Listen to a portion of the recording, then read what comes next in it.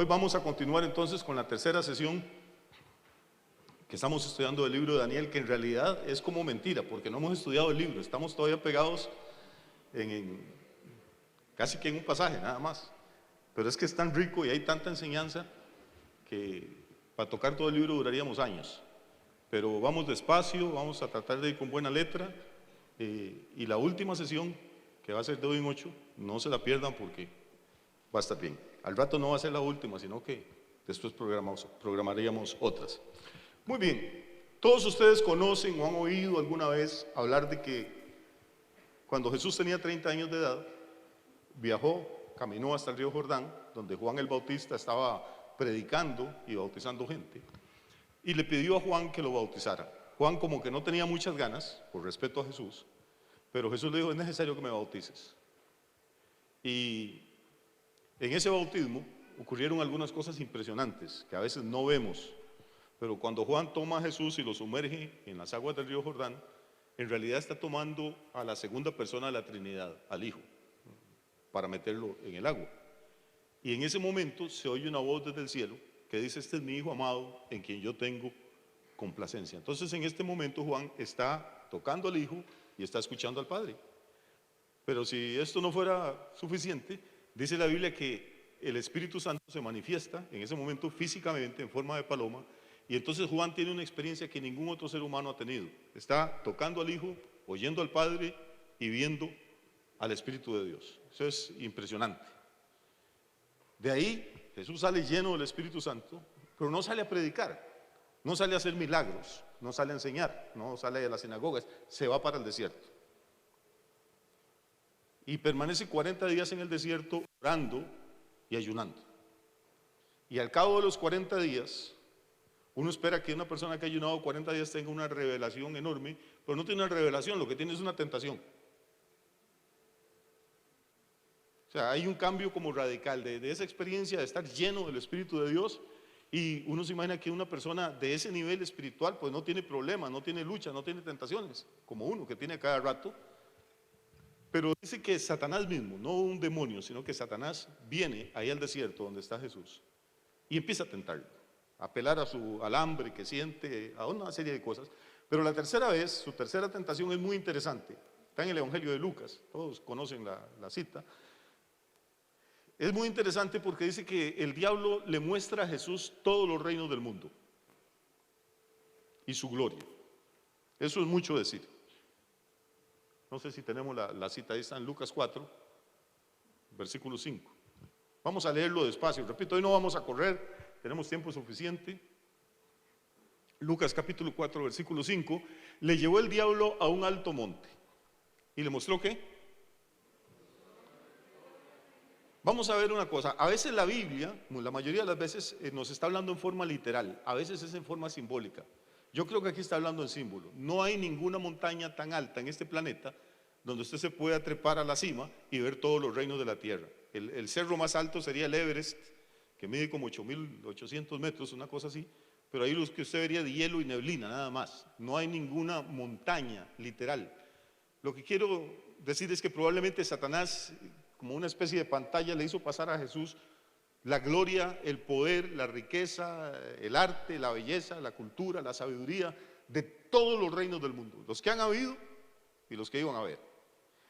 Y lo más interesante es que así que le muestra todo eso, que le pasa la película completa, le dice todo esto, o sea, todos estos reinos, toda esa gloria. Vamos a ver el versículo que sigue.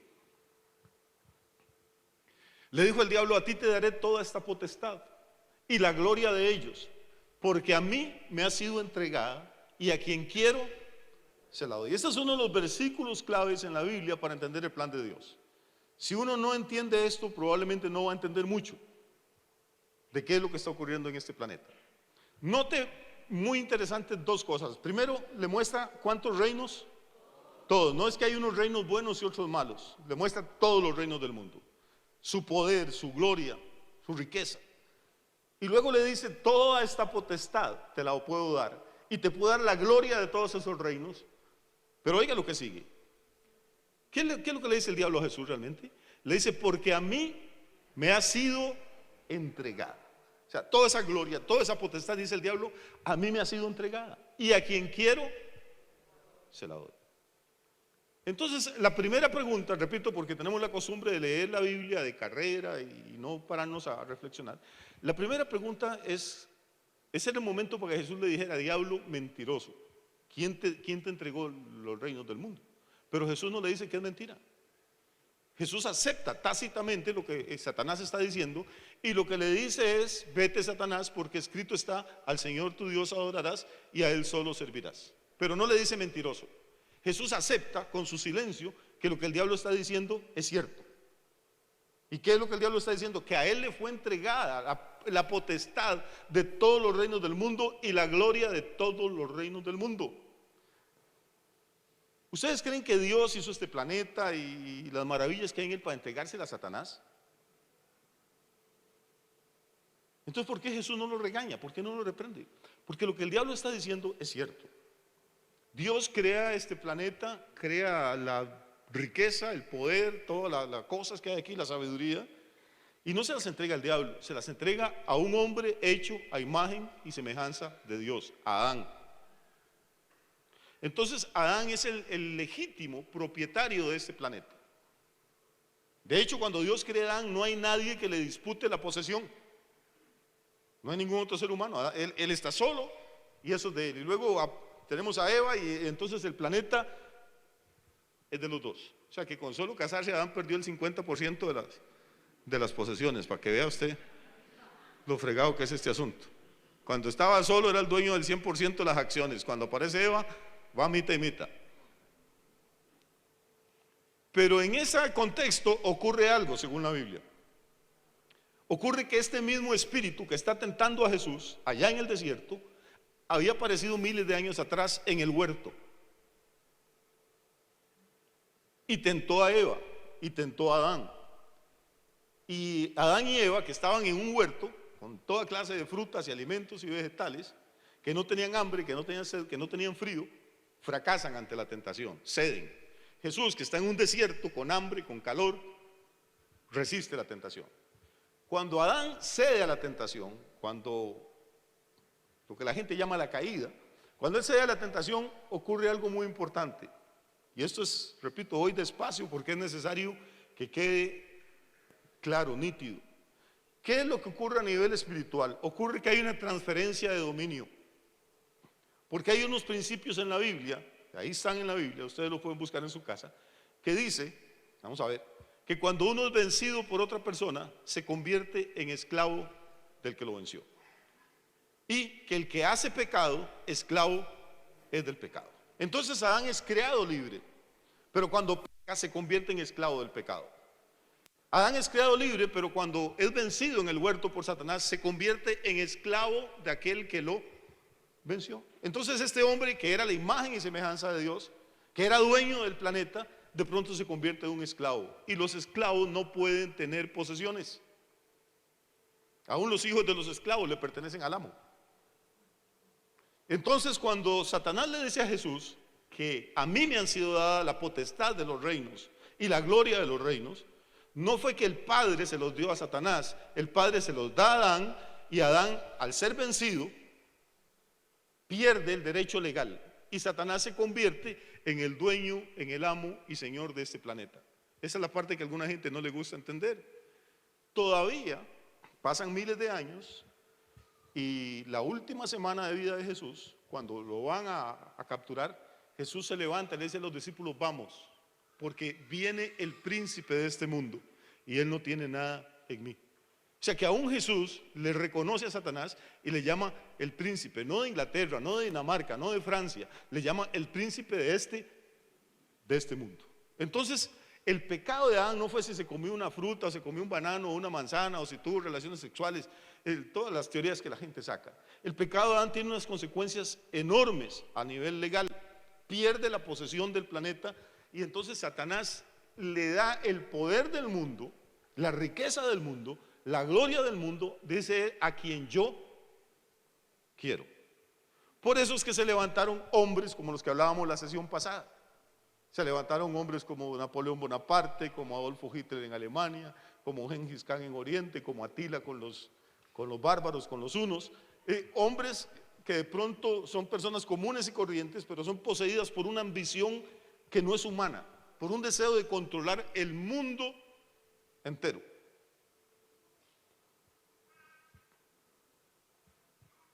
¿Es esto claro? El deseo de crear imperios, el deseo de gobernar el mundo, no es un deseo sano. Estos hombres quieren conquistar países y naciones, no importa cuántos miles de personas mueran, cuántos miles de soldados, cuántos miles de civiles, cuánta gente quede tullida, quede ciega, quede loca, quede mutilada, eso a ellos no les importa. La ambición es conquistar más y más y más. Curiosamente, como veíamos la sesión pasada también, cuando están en el apogeo de su poder, cuando parece que van a ganar la última batalla, cometen siempre algún error garrafal y caen, pierden. Ahorita vamos a explicar por qué es que eso ocurre. Entonces el ser humano caído, descendiente de Adán, es descendiente de un esclavo. Esto nos hiere un poquito, nos hiere la autoestima, nos hiere el orgullo. Nacemos siendo esclavos y no nos gusta.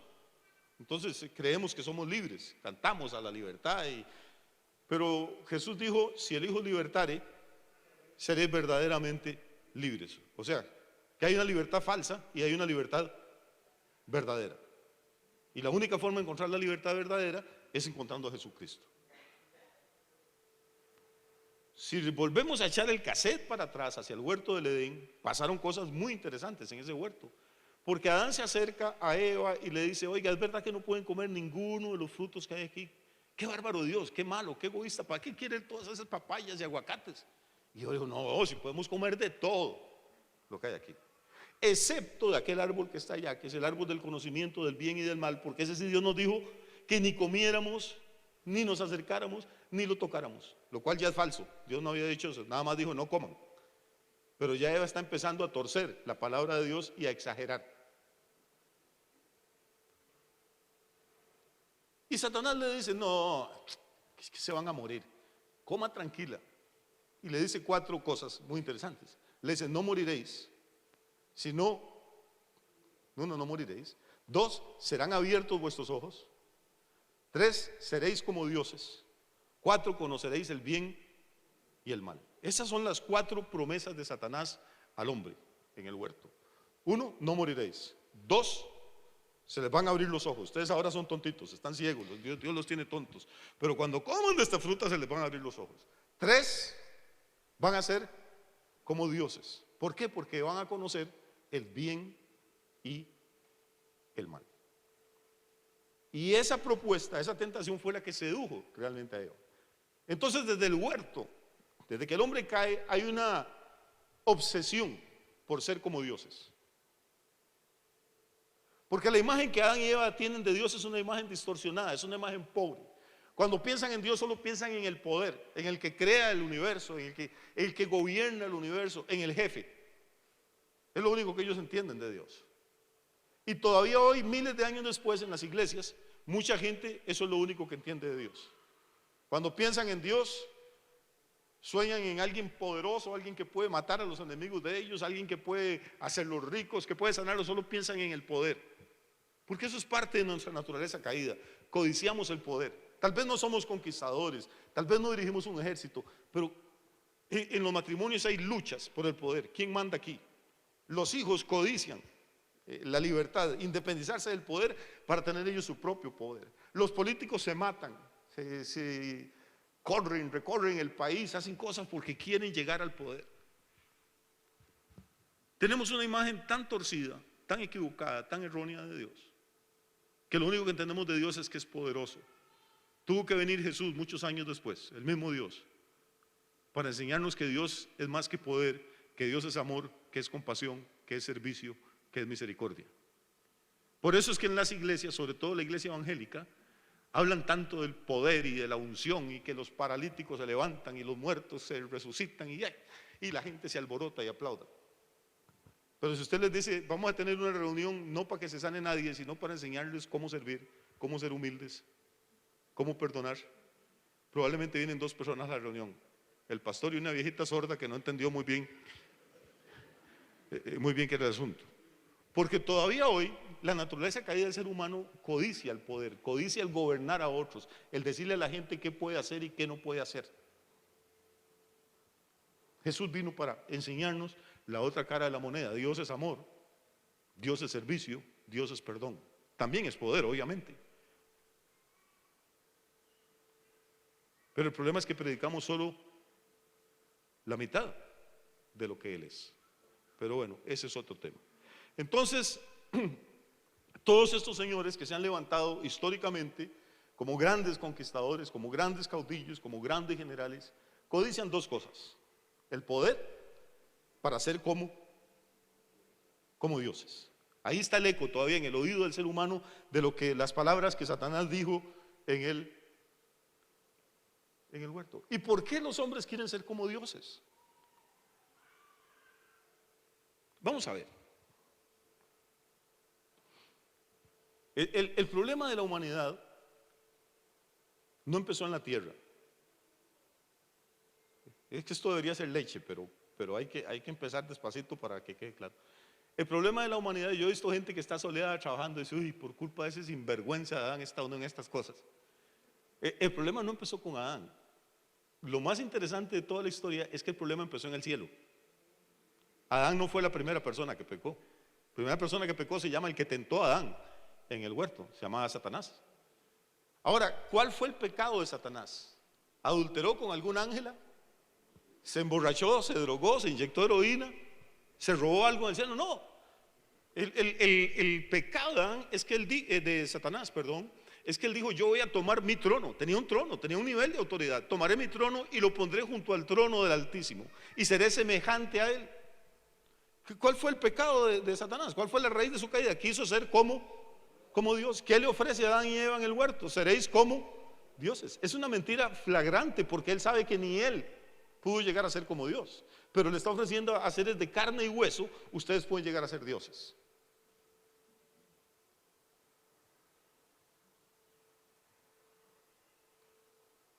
Todos estos señores, tarde o temprano, estos grandes conquistadores, buscan ser glorificados, buscan ser deificados, buscan ser divinizados. Los césares de Roma, el Senado aprobaba leyes y los declaraba divinos: el divino Augusto, el divino César, el divino este. Los faraones de Egipto tenían un imperio, pero ellos eran considerados como dioses. Todavía en 1944 en Japón, Hirohito, el emperador de Japón, era adorado como Dios. Los emperadores de China eran considerados dioses. Es conquistar el poder, pero es más que el poder. Es que la gente los considere como dioses. ¿Entendemos entonces qué es la mecánica de todo esto? Porque entonces ahora sí vamos a ir a la segunda carta de Pablo a los tesalonicenses, donde nos quedamos hoy hace 8 días, y vamos a arrancar de ahí.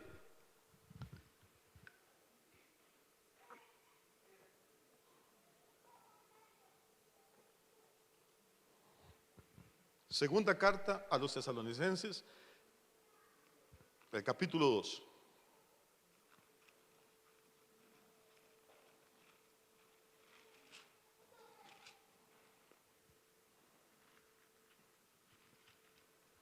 Leemos rápidamente, porque si no pudo estar hoy hace 8, no importa, en YouTube ya puede conseguir el video.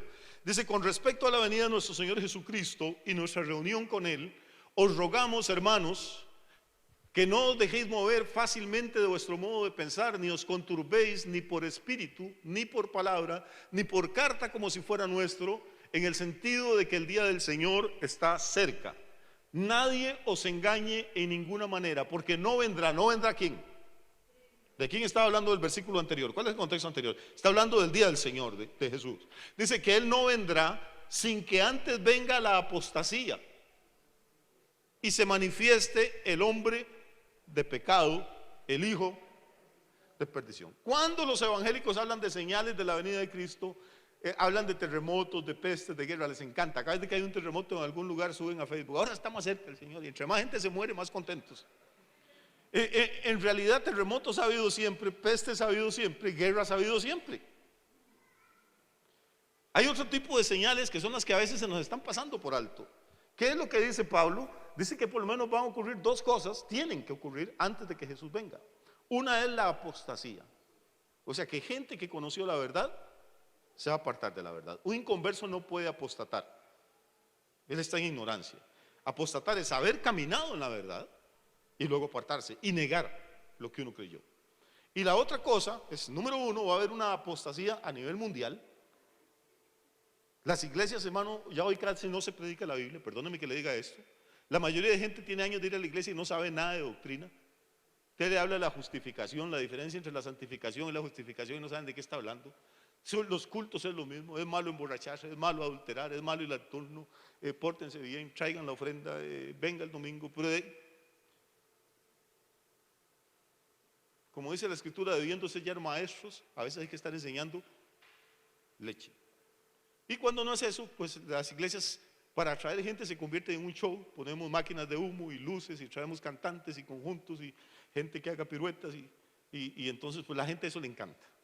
Pero enseñar, aprender, yo estoy sorprendido, estoy agradecido con Dios, agradecido con ustedes por ver tanta gente. Porque la verdad esto sobrepasó todas mis expectativas y me devuelve la esperanza, me devuelve la alegría. Hay gente que quiere aprender. Muy bien, entonces la primera señal es que va a haber una ¿qué? Apostasía. La segunda es que va a aparecer un señor, va a aparecer un hombre al que Pablo le llama el hombre de pecado. No el hombre pecador, porque pecadores sobramos. Este es como la esencia del pecado encarnada en un hombre. No dice que es un hombre malo, no dice que es un hombre pecador, dice que es el hombre de pecado. Como usted es un hombre de carne y hueso, ese hombre está, cada célula, cada órgano, cada nervio, cada tendón, cada vena está llena de pecado. Tiene que ser un tipo terrible. Y este hombre de pecado, Pablo le llama el hijo de perdición. Este hijo de perdición, vamos a saber quién es, porque tiene una actitud muy interesante. Dice, se opone y se levanta contra todo lo que se llama Dios, o es objeto de culto, tanto que se sienta en el templo de Dios como Dios, haciéndose pasar por Dios. Este versículo es clave para entender lo que estamos viviendo. Entonces, este señor va a ser un líder mundial, va a tener un poder inimaginable, va a llegar más lejos que cualquiera de los otros, más lejos que Hitler, que Bonaparte, que Atila, que Gengis Khan, que los que usted quiera. Y se va a sentar en el templo de Dios. Resulta que aunque en el planeta hay miles de templos, a montones de dioses, solo hay un templo que Dios considera válido, el que Él ordenó que construyeran, el que Él mismo, el mismo Dios le dio los planos a David y David se los pasó a Salomón, el que el mismo Dios escogió el lugar donde tenga que ser construido el templo. Y el templo está construido en Israel, en Jerusalén, en la cima de un monte no muy alto que se llama Moriah. Curiosamente, en ese monte Moriah, en el Antiguo Testamento, es donde Abraham sube con su hijo Isaac. E Isaac lleva la leña a la espalda, donde lo van a sacrificar, él no sabe, y llegan a la cima del monte y allí es donde Abraham lo ata y alza el puñal y Dios le habla. Se oye la voz de Dios como se oyó en el bautismo de Jesús y le dice: detén tu mano, no le hagas daño al muchacho, porque ahora sé que me temes. Y Abraham se convierte en el hombre de fe, en el padre de los creyentes. Pero, oiga qué interesante la historia. Abraham sube con su único hijo, a quien ama, le dice Dios: toma ahora tu hijo, a quien amas. Y en el bautismo el padre dice: este es mi hijo amado, en quien tengo complacencia. Abraham sube toda la montaña Moriah con Isaac, e Isaac lleva la madera, la leña en la espalda. Jesús sube el Calvario y lleva la cruz a la espalda. En el monte Moriah, Dios detuvo la mano de Abraham. En el Calvario, Dios no detuvo la mano de los romanos, porque era necesario que Jesús muriera. Pero Isaac es una figura de Cristo. Los tres patriarcas del Antiguo Testamento, los únicos hombres, los únicos seres humanos con los que Dios asocia su nombre, son Abraham, Isaac y Jacob. Dios dice una y otra vez: yo soy el Dios de Abraham, el Dios de Isaac. Nunca dice: soy el Dios de Moisés, de Elías y del otro. Todos eran buenos, pero Dios escogió tres hombres. Abraham tuvo varias esposas, Jacob tuvo varias esposas. El único de los tres patriarcas que fue monógamo, que solo tuvo una mujer, se llamó Isaac, porque Isaac representa a Jesús. Y Jesús solo tiene una esposa, solo tiene una novia que se llama la iglesia del Cordero. Eso es parte de la maravilla de ser miembro de la iglesia.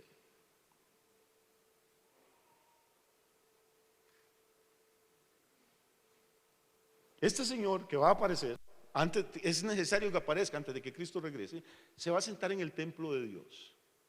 Pero, amigo, en este momento no hay ningún templo de Dios en este planeta. Hay catedrales, basílicas, santuarios, ermitas, lonas como esta. Hay de todo, por todo el mundo hay miles. Pero Dios no considera que ninguna de estas cosas es su templo. El templo que Dios reconoce nada más es el que estaba en Jerusalén, que destruyeron los babilonios. ¿Recuerdan que lo vimos en la primera sesión? ¿Sí? Y que luego los judíos regresan después de 70 años en el exilio en Babilonia y lo reconstruyen. Y los romanos lo vuelven a destruir en el año 70. Desde el año 70 después de Cristo hasta hoy no hay ni en este planeta no hay nada, ninguna estructura, ningún edificio que Dios reconozca como su templo. Pero para que la escritura se cumpla, este señor, este líder, el hombre de pecado, el hijo de perdición, tiene que sentarse en el templo de Dios. Eso nos lleva a una conclusión. ¿Cuál sería la conclusión? Que antes de que Jesús regrese, es necesario que haya un templo de Dios. Y el lugar donde ese templo estuvo, hoy está ocupado por una mezquita musulmana que se llama Al-Aqsa, o el templo del domo. Y tocar un ladrillo de esa mezquita es echarse encima a 1.000 millones de musulmanes, a todos los jeques del petróleo, a los países más ricos y poderosos del mundo. Por eso hay que tener la mirada puesta a lo que dicen las noticias, lo que está pasando en el Medio Oriente, porque Medio Oriente no va a ser ni Estados Unidos ni Rusia. El foco del conflicto último va a ocurrir exactamente en Medio Oriente. Para los que les gusta navegar en internet, los que les gusta estudiar e investigar, les aconsejo, entren a cualquier buscador y busquen Instituto del Templo. Toman notas y después me cuentan qué encontraron, se van a sorprender. El Instituto del Templo es una organización judía que existe desde hace más de 35 años y que son hombres muy inteligentes, muy ricos, muy poderosos de todo el mundo, que existen solo para una cosa, para reconstruir el templo. En este momento tienen las vestiduras que van a usar los sacerdotes en ese templo, tienen la menorá, que es un candelabro de 7 brazos hecho de oro. Gastaron 42 kilos de oro puro, macizo, haciendo la menorá. 42 kilos son más o menos como 90 libras, casi un quintal, para la lámpara del templo. Tienen ahorita como 94, no recuerdo, 93, 94 de los utensilios que se van a usar en el templo. Lo único que están esperando es que pase algo, un terremoto, una guerra, un terrorista o algo, y se desarme la mezquita para entrar ellos y empezar a edificar el templo. Biólogos y genetistas judíos tienen decenas de años de estar experimentando para crear una vaca alazana. Pueden buscar también vaca alazana y ponen alazana sin H y con Z y van a ver lo que van a encontrar. Y hace como 7 años es una vaca de un color especial que, según la ley de Moisés, tenía que ser sacrificada cuando se inauguraba el templo. Y esa raza, ese tipo de vacas desapareció del planeta.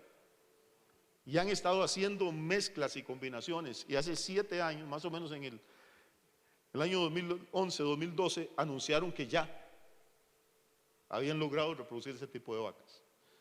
Tienen años, décadas, están entrenando a los niños de la tribu de Leví que van a ser sacerdotes en el templo. Es muy interesante todo lo que ocurre. Pero entonces, voy despacio. Usted se sorprendería de la cantidad de noticias que hay. No crea todo lo que hay en internet. Busque las fuentes, cerciórese que son serias, que son confiables, pero va a encontrar cosas sorprendentes y que no las va a encontrar nunca ni en Teletica ni en Repretel, porque esa gente lo que le interesa es mantenerlo a uno dormido, pensando en los asesinatos y en los robos y en los accidentes, y entre más sangre mejor, pero no lo que realmente está pasando a nivel espiritual, a nivel profético en el mundo. Que ese templo va a ser reconstruido, va a ser construido. Si no quiere creerme a mí, podemos tal vez poner Apocalipsis 11, Jeremy, un momentito, por favor, el versículo 1. No me voy a meter en Apocalipsis todavía, nada más es para que vean una cosa.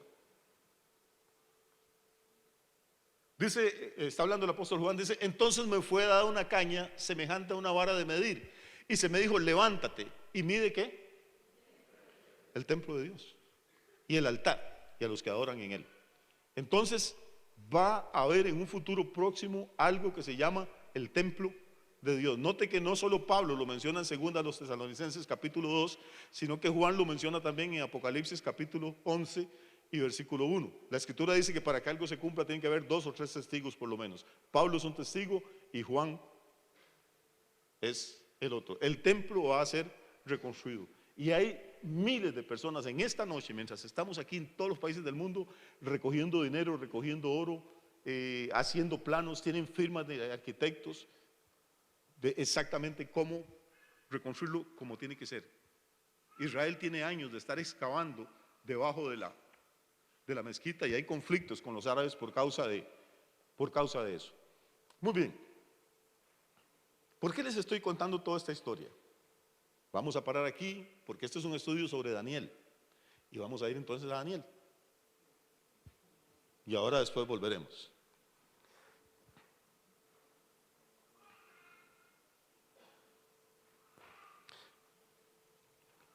¿Recuerdan cómo empezamos? Empezamos con un sueño que tuvo Nabucodonosor, ¿sí? Y que olvidó el sueño y buscó quién se lo interpretara. Eso era en el capítulo 2 de Daniel. Daniel es un libro corto, son 12 capítulos, pero llevamos 3 semanas y no hemos pasado el segundo. Vamos a entrar hoy al tercero, versículo 1.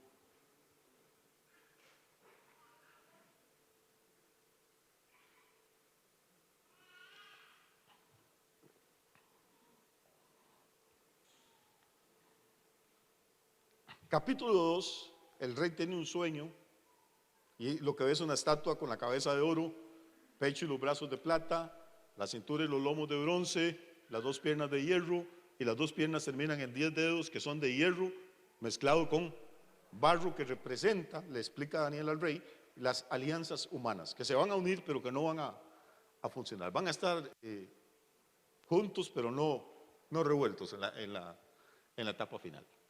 Probablemente inspirado por eso, en el capítulo 3, entonces, como él era la cabeza de oro, Nabucodonosor, que también se creía casi Dios, Nabucodonosor manda a hacer una estatua de oro.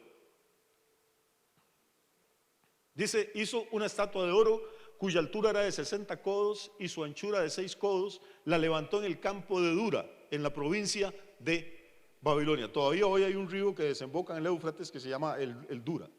En esa llanura, Nabucodonosor manda a levantar una estatua de él, hecha de oro puro. Ahora voy despacio. ¿Cuánto mide de altura la estatua? 60 codos. ¿Cuánto mide de ancho? Note el número 6, porque después va a ser muy importante. Miles de años después usted va a volver a encontrar ese número en la profecía. 6, en la Biblia hay una cosa llamada numerología. Los números tienen un significado. 6 en la Biblia es el número del ser humano. Es el número de lo que es humano. 7 es el número de Dios. O sea, 6 es el número de lo que casi llegó a ser. Casi llegó a ser Dios, pero se quedó corto, le faltó algo. ¿Por qué estamos inventando eso? No. Porque el hombre fue creado, según Génesis, el 6.º día de la creación. Porque al hombre Dios le dice, tiene 6 días para hacer lo que usted quiere y trabajar, pero el 7º me lo reservo yo. El hombre es creado en el 6.º día, se le dan 6 días para que trabaje. 6 es el número de lo humano, de lo que está muy cerca del 7, de ser Dios, pero que no logra alcanzarlo. Y note que, que esta estatua, la altura son 60 codos. 60 codos es 10 veces 6, y el ancho es exactamente 6. Entonces este es un hombre, Nabucodonosor, que está queriendo ser Dios. Recuerde la mentira de Génesis, seréis como dioses. ¿Qué le enseña la nueva era a la gente ahora? Que todos somos dioses, que lo que hay que hacer es descubrirlo. Es la misma mentira vieja del huerto, de nueva no tiene nada más que el nombre. Ahora, un codo, para que nos hagamos una idea, equivale a 45 centímetros. Es más o menos la distancia desde la punta del dedo pequeño hasta, así medían los antiguos, no usaban el sistema métrico decimal. Entonces, si dice que la estatua medía 60 codos de altura, multiplica eso por 45 centímetros y resulta que medía 27 metros de alto, o de altor, como decía una señora. La estatua medía entonces 27 metros de alto. Eso equivale, para irnos ubicando, a un edificio de 9 pisos. En Pérez Celedón no hay ningún edificio de 9 pisos. Y hasta hacerlo en ladrillo y concreto y varilla cuesta un bigote. Imagínense cuánto costaría hacer esta cosa en oro. Lo que está demostrando Nabucodonosor es el poder que él tiene, la autoridad. Ese oro se lo han robado a todas las naciones de alrededor. Han muerto miles de hombres, masacrados, mujeres violadas, ciudades incendiadas para robarse todo ese oro. Incluso ahí había oro del templo de Jerusalén, porque cuando destruyen el templo, ellos se llevan montones de oro, quintales de oro. Construyen esta estatua maravillosa de Nabucodonosor. Impresionante. ¿Quién no iba a quedar maravillado? 9 pisos de altura. Para nosotros 9 pisos es casi un rascacielos. Y 6 codos de ancho son 2 metros 70. O sea, era un coloso lo que este tipo hizo. Y le quedó tan bonita que tuvo una idea genial. ¿Sabe cuál fue la idea? Que toda la gente de todas las provincias que él gobernaba tenían que rendirle culto a esa estatua que él había hecho, para que se postraran delante de la estatua y la adoraran. Note otra vez, el Nabucodonosor no solo es el conquistador militar y político. Una vez que toma el poder, quieren endiosarse. ¿Se da cuenta? Esa es la fragilidad del ser humano. Es 6 y quiere ser 7. Es carne mortal, pero quiere ser Dios. Quiere controlar la vida de la gente. Quiere tener poder de vida y muerte sobre las personas. Eso es lo que buscan los dictadores, eso es lo que buscan los conquistadores. Entonces dan la orden. Obviamente Daniel y sus amigos se niegan, y esto ya es otra historia, pero lo que quiero es que note la importancia que tiene el libro de Daniel en la profecía. Es que en este capítulo 3 nos dice que este señor Nabucodonosor, que era la cabeza de oro de los imperios del mundo, también se le subió el humo a la cabeza, y de pronto pagó a hacer una estatua de él impresionante, y dio la orden de que quien no venerara la estatua, quien no se postrara, quien no la adorara, tenía que ser muerto, tenía que ser ejecutado. Eso ocurre más o menos 600 años antes de Jesucristo. Pasemos ahora. ¿Están conmigo? Ya los perdí. Es claro esto, ¿verdad? O sea, estamos ubicados, estamos hablando, volvimos a Daniel y ahorita nos salimos de Daniel. Estamos ahora 600 años antes de Jesús. A un gobernante mundial se le ocurre hacer una estatua de él mismo, majestuosa, impresionante, y ordena que toda la gente de todas las provincias, de cualquier idioma, tienen que adorarla. Pasemos ahora un momentito a Apocalipsis 13, por favor. Por eso les decimos que traigan algo para tomar notas, porque aunque yo trato de no utilizar muchas citas bíblicas, porque doy por sentado que conocen mucho de la historia,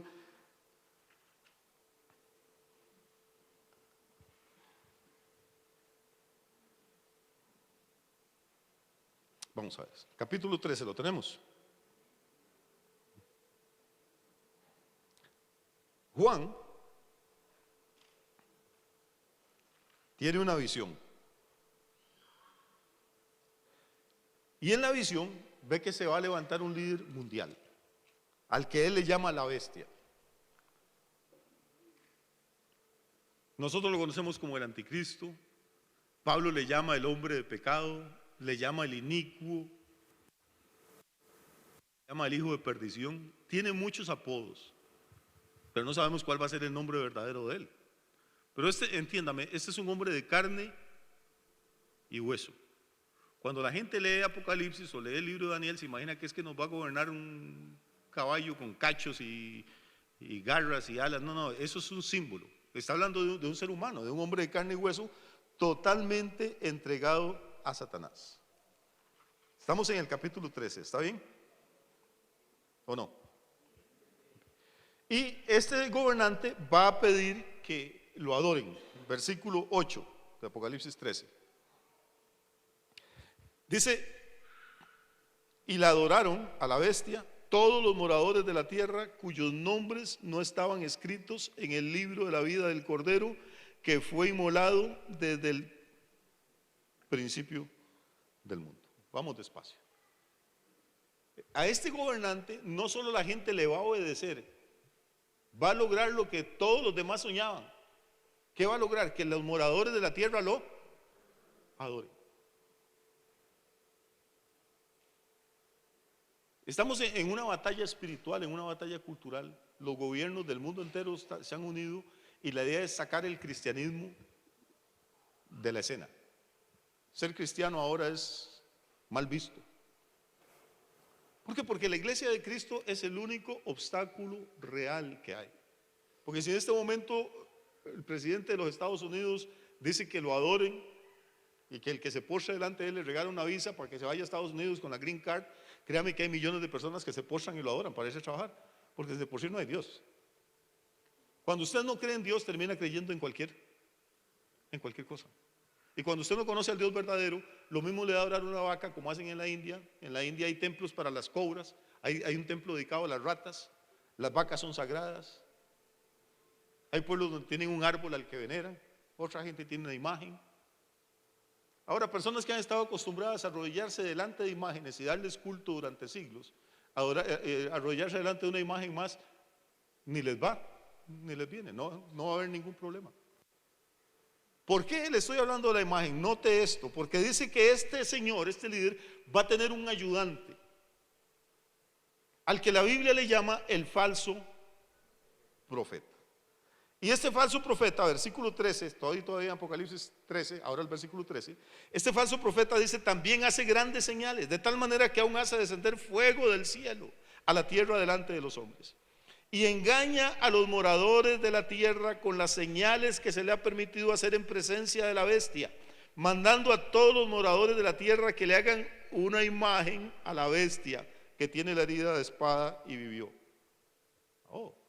Entonces, acabamos de pasar de Daniel 3, donde Nabucodonosor se le metió entre ceja y ceja que él quería hacer una imagen de él. ¿Recuerda? ¿O no? Impresionante. Y que toda la gente tenía que adorarla. Ahora llegamos a Apocalipsis 13 y nos dice, vuelve a aparecer una imagen.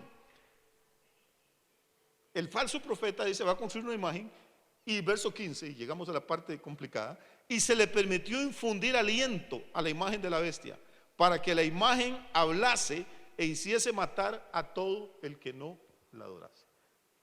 Recuerde que Daniel es un libro que nadie iba a poder entender en las generaciones pasadas, que el mismo libro dice que va a estar sellado hasta los días finales. Hace 50 o 100 años nadie podía entender esto. Para nosotros, para sus hijos, para mí es común ahora que alguien me diga que una imagen habla. Hay hologramas, hay robots. No sé cuántos usan Waze cuando manejan. ¿Ah? ¿Sí? Y yo soy capaz de perderme de aquí a la casa. Entonces, ustedes se han puesto a pensar lo que es Waze. La gente no. Yo soy de otra generación y todavía me sorprendo. ¿Cómo es posible que yo vaya conduciendo un carro y oiga una voz que me va diciendo en 800 metros doble a la izquierda? Y tenga cuidado, hay un policía de tránsito agazapado ahí en la esquina, hay una farmacia a la vuelta, hubo un accidente, cayó un árbol. ¿Cómo controlan todo eso desde un satélite? Y fuera solo mi carro, pero están controlando millones de carros en todo el planeta y hablándoles a todos. Cuando alguien aparezca ya no con una cajita del Waze, sino con una estatua y la estatua hable, a la gente eso no le va a parecer. Hace 100 años, ¿quién iba a entender eso? ¿Quién se lo podía imaginar?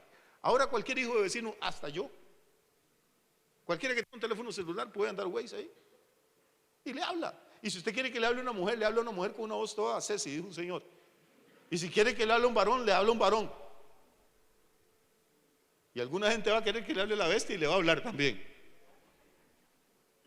Entonces note, por favor, que hay un paralelo entre lo que Daniel está contándonos hace 2600 años y lo que 6 siglos después Juan nos está contando.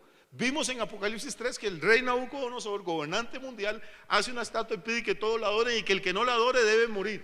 ¿Qué hace el falso profeta con la bestia? Hace una imagen, le infunde aliento de tal forma que la imagen puede hablar y ordena que todos la adoren y que el que no la adora, muere. Y lo triste es que la Biblia dice que le adoraron todos los moradores de la tierra cuyos nombres no estaban escritos en el libro. ¿En el libro qué? De la vida. Voy.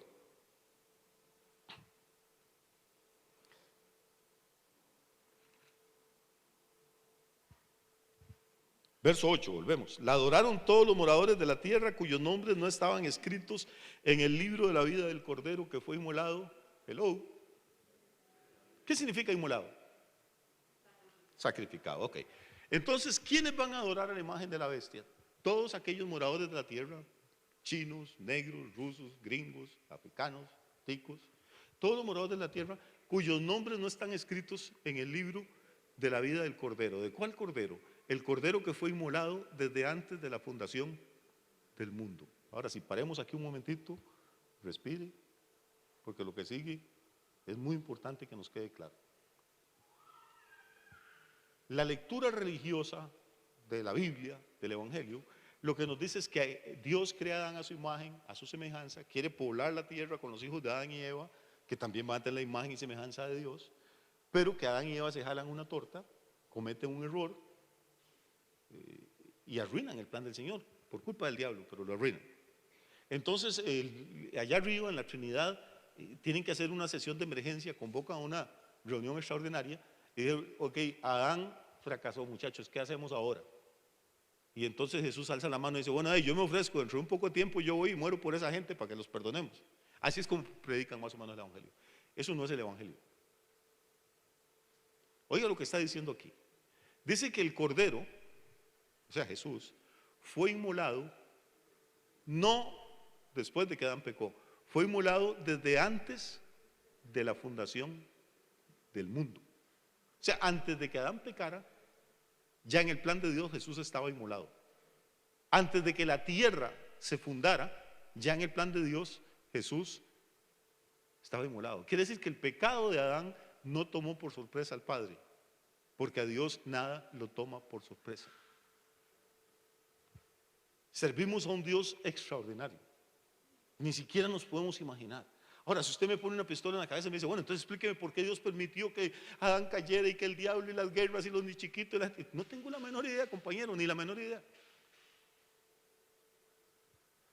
Ni la más mínima idea de cuál es el plan de Dios. Pero que tiene un plan, lo tiene.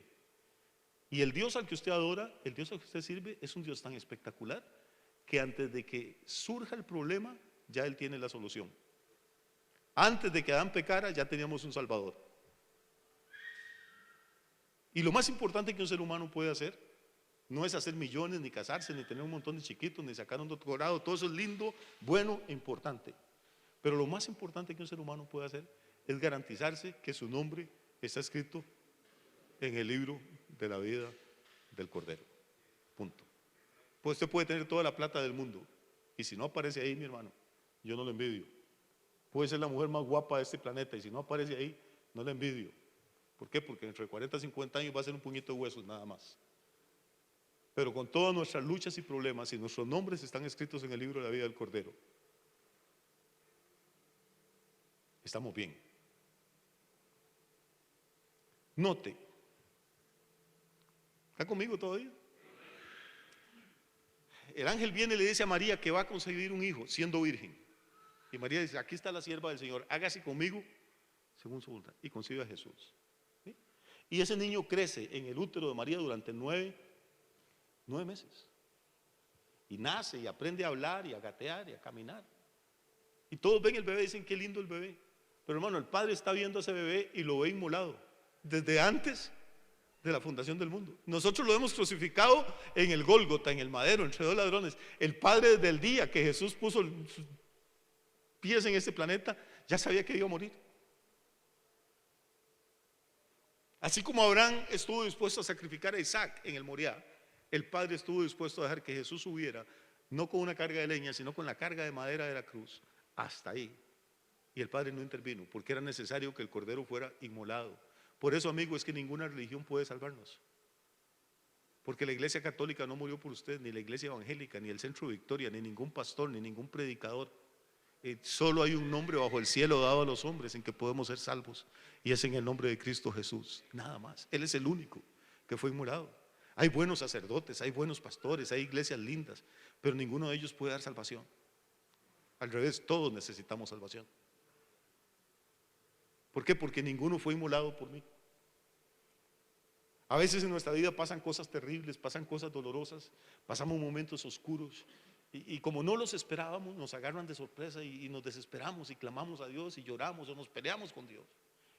Pero eso somos nosotros, que estamos a este lado del telón. A Dios no lo tomó por sorpresa nada de lo que me ha pasado a mí en la vida, ni nada de lo que ha pasado en la vida suya. No lo tomó por sorpresa lo que hizo Adán y tenía la respuesta para el pecado de Adán antes de que Adán fuera. Y para cada lucha y problema que usted tenga en su vida, aunque a usted lo haya sorprendido, a Dios no. Y Él tenía la respuesta antes de que el problema ocurriera. Es cuestión de esperarse un ratito, de tener paciencia, y Él nos va a mostrar cuál es la solución. Porque se va a manifestar. Así como Jesús se manifestó en la carne, la solución a nuestros problemas se va a manifestar también. Se me está saliendo el predicador, ¿verdad? Vamos a guardarlo un ratico.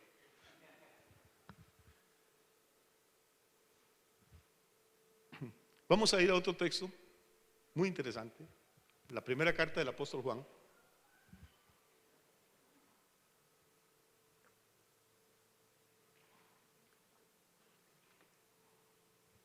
Me dicen cuando lo encuentran, por favor. Ya. Primera de Juan, capítulo 4, al final. El versículo 3. Se cree que cuando Juan escribió esto ya le estaba muy viejito, ya tenía como 90 años de edad. Era el discípulo amado, el discípulo que se recostaba en el pecho de Jesús, el discípulo que Jesús desde la cruz le dijo que cuidara a María y Juan se la llevó a vivir a su casa. Era una persona muy especial. Él es el escritor del Apocalipsis, pero también escribió 3 cartas. Y en esta primera carta dice cosas muy importantes. Dice: todo espíritu que no confiesa que Jesucristo ha venido en carne no es de Dios. Y este es el espíritu del anticristo. Vamos a ver, aquí no está hablando del anticristo, está hablando del espíritu del anticristo, que es parecido, pero no es lo mismo. Y ahorita vamos a tratar de explicar por qué. Entonces Juan dice: todo espíritu que no confiesa que Jesucristo ha venido en carne no es de Dios. Y este es el espíritu del anticristo, el cual vosotros habéis oído que viene. Oiga, quiere decir que entonces en la iglesia primitiva los hermanos habían oído que iba a venir alguien que se llamaba el anticristo. O sea que lo que estamos enseñando ahora no fue que lo inventamos ni que lo leemos en un libro. Esto ha sido la doctrina de la iglesia desde la época de la iglesia primitiva.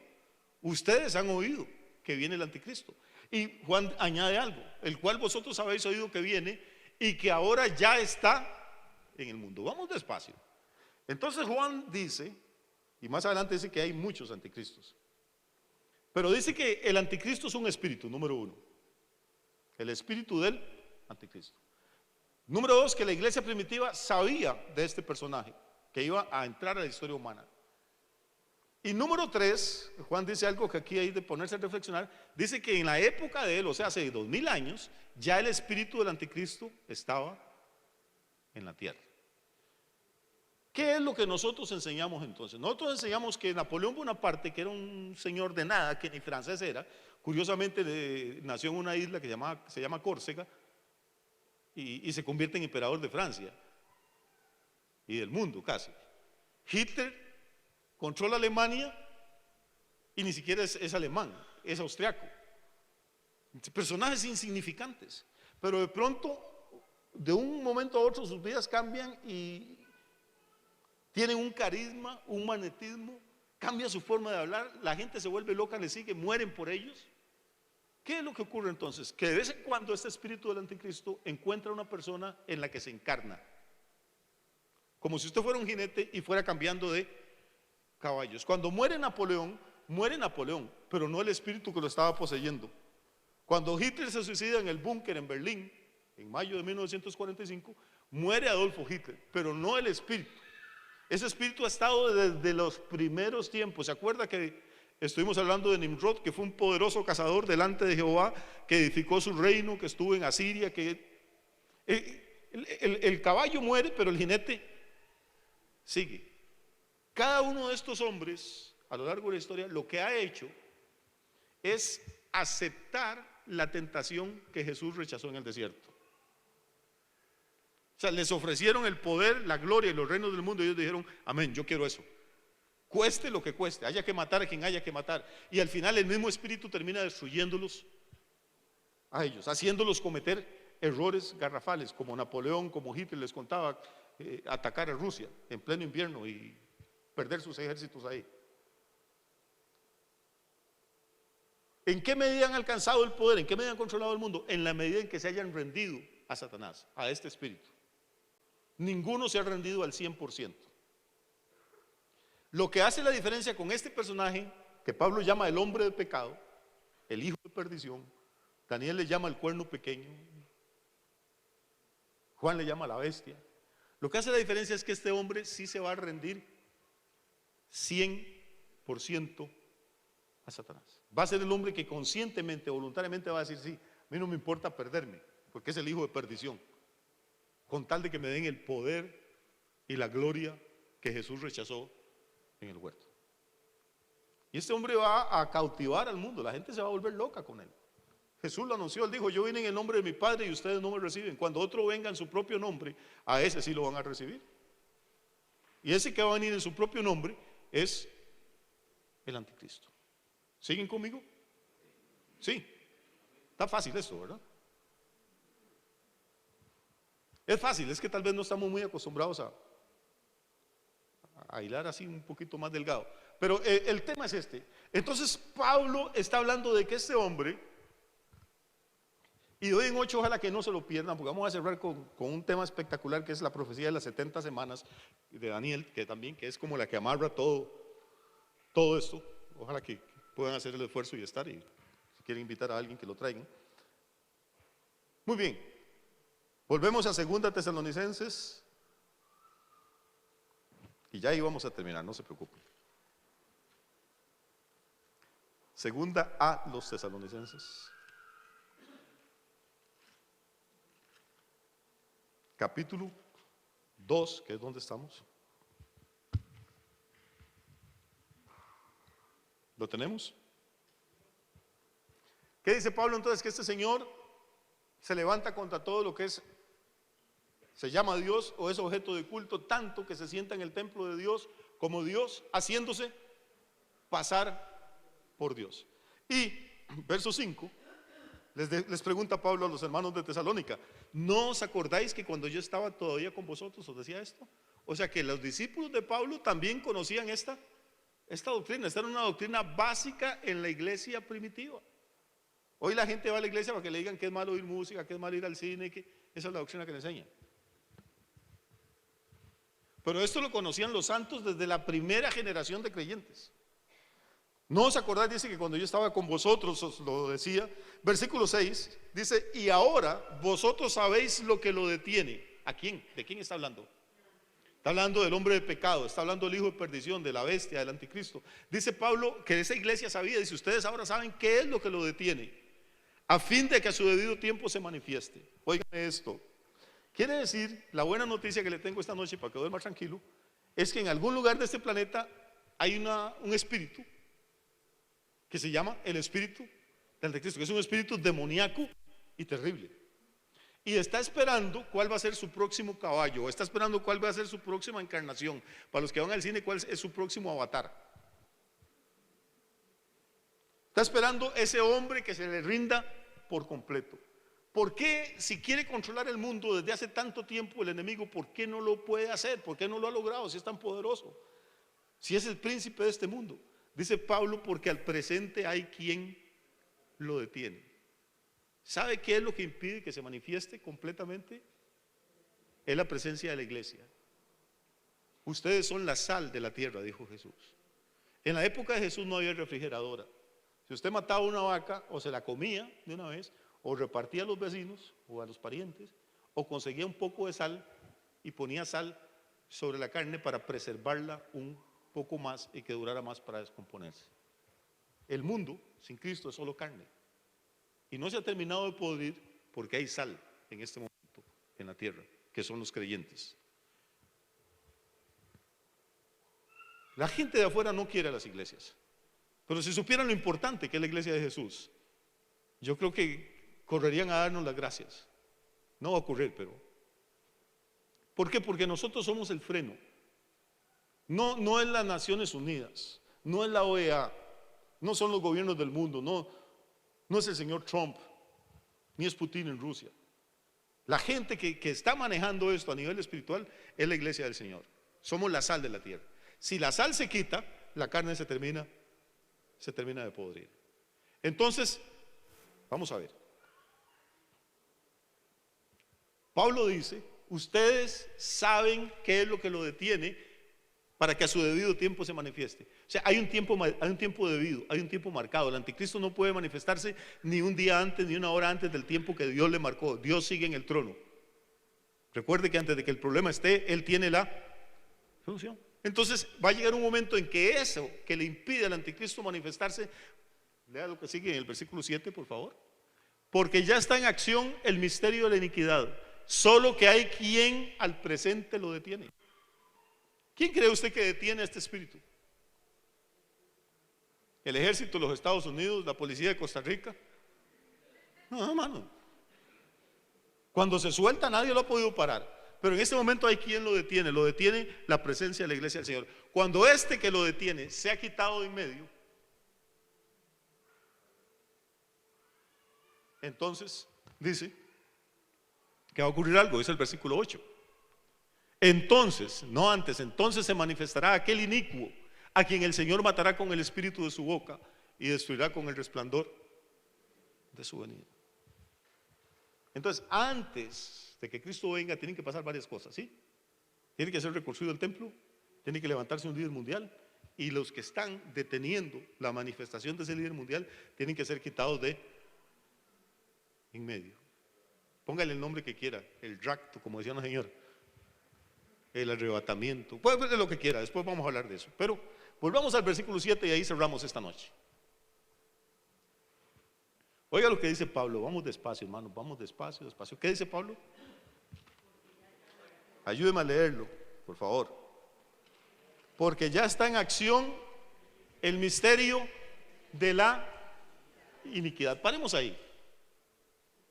Ya está en acción, o sea, hace 2000 años en la vida de Pablo ya estaba en acción algo de lo que la Biblia solo habla una vez. Y Pablo le llama el misterio de la iniquidad. ¿Qué es iniquidad? Iniquidad es maldad, pecado, injusticia. Entonces Pablo dice que hace 2000 años ya estaba operando el misterio de la iniquidad, pero que hay al presente quien lo detiene. Como la Biblia solo habla una vez de qué es el misterio de la iniquidad, y nos interesa saber qué es ese misterio que está operando en el mundo, por lo menos a mí me interesa. Entonces yo me puse a buscar y resulta que no hay más, solo habla una vez del misterio de la iniquidad, y por allá en el Antiguo Testamento una cita parecida, pero nada que ver. Pero última cita, le prometo esta noche, vamos a ir a primera carta de Pablo a Timoteo.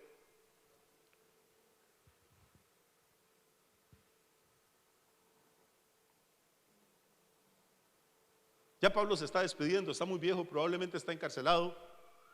Está despidiendo de Timoteo, que es un discípulo al que él quería mucho. Y en la primera carta que le escribe, en el capítulo 3, el versículo 14, capítulo 3, verso 14, dice: esto te escribo a Timoteo, aunque tengo la esperanza de ir pronto a verte, para que si tardo, o sea, Pablo dice, quiero irte a ver, pero puede que no vaya, para que si tardo sepas cómo debes conducirte en la casa de Dios, que es la iglesia del Dios viviente, columna y baluarte de la verdad. Versículo 16. E indiscutiblemente, y aquí entramos ya a terreno espeso, dice Pablo, e indiscutiblemente, o sea, no hay lugar a dudas, e indiscutiblemente grande es el misterio de la piedad. Entonces, tenemos en 2 Tesalonicenses 2 que Pablo menciona el misterio de la iniquidad. Y en 1 Timoteo capítulo 3 menciona algo diametralmente opuesto, el misterio de la piedad. La piedad es lo contrario de la iniquidad, y las dos cosas son un misterio. Ahora que estamos exactamente igual que como empezamos, todavía no sabemos de qué está hablando, pero sigamos leyendo Timoteo a ver qué dice, porque ahora sí nos va a explicar Pablo qué es el misterio de la piedad. Dice: indiscutiblemente grande es el misterio de la piedad. ¿Cuáles son las 5 palabras que siguen? Dice: Dios fue manifestado en carne. Entonces el misterio de la piedad es este, que Dios fue manifestado en carne. ¿Cuándo fue Dios manifestado en carne? Cuando vino Jesús y vimos su gloria, gloria como del unigénito del Padre, y el verbo, dice, se hizo carne y habitó entre nosotros. Entonces Dios, el creador del universo, fue manifestado en carne en la persona de Jesús, y eso se le llama el misterio de la piedad. Ahora, si el misterio de la iniquidad es lo contrario, entonces ¿en qué consistirá el misterio de la iniquidad? Es que Satanás va a ser manifestado en carne. Así como Dios, que es espíritu, se encarnó en Jesús y era la santidad perfecta, el hombre completo, Satanás, que es un espíritu, se va a encarnar en el anticristo y va a ser la maldad completa, la aberración total. ¿Cómo termina la novela? Dice: inicuo a quien el Señor matará con el espíritu de su boca y con el resplandor de su venida. Nosotros estamos en la batalla, hermano, pero ya Dios vio el final de la batalla, ya Dios leyó la última página del libro, y en la última página del libro no lo vio a usted ni derrotado, ni oprimido, ni condenado, lo vio sentado en los lugares celestiales con Cristo Jesús. Así es que lo mejor que podemos hacer es garantizarnos que nuestro nombre está escrito en el libro de la vida. Estamos viviendo en tiempos espectaculares, emocionantes. Nuestros abuelos, nuestros bisabuelos, los grandes misioneros del siglo XIX, los grandes predicadores, Martín Lutero, ninguno de estos hombres pudo entender nada de esto. ¿Por qué? Porque el libro va a estar sellado hasta los tiempos del fin. No es que nosotros somos más inteligentes, es que nos tocó vivir en los tiempos del fin. Así que, si usted es cristiano, salga motivado, salga con la frente en alto, meta panza, saque pecho, no se avergüence del Señor, háblele de Jesús a quien sea, hermano. Y si no es creyente, pellizque ese amigo y trate de tomar la mejor decisión que una persona puede tomar en su vida, que es rendirse a Jesús. Que tengan un excelente resto de noche, que Dios los bendiga muchísimo, y si pueden estar de hoy en 8, hagan cualquier esfuerzo, aunque llueva o pase lo que sea, porque vamos a cerrar esto. Que Dios les bendiga mucho.